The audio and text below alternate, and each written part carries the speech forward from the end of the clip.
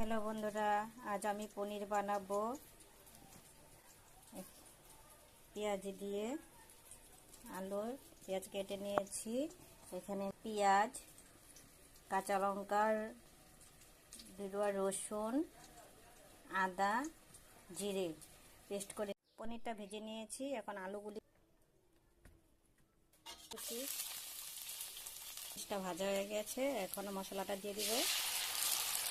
স্বাদ মতো নুন দেব, হলুদ গুঁড়ো। এখন মশলাটাকে কষিয়ে নেব।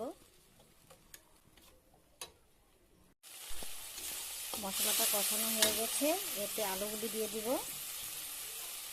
ভেজে নিয়েছি আলুগুলি, জল দিয়ে দিলাম। পনিরটা দিয়ে দিব। পনিরটা দিয়ে কিছুক্ষণ জাল করে নেব। পনিরটা হয়ে গেছে, এখন নামিয়ে নেব। দেখো বন্ধুরা, আমি পনির কষা বানিয়ে নিয়েছি। দেখতে কেমন হয়েছে বলবে, লাইক করবে, শেয়ার করবে, কমেন্ট করবে।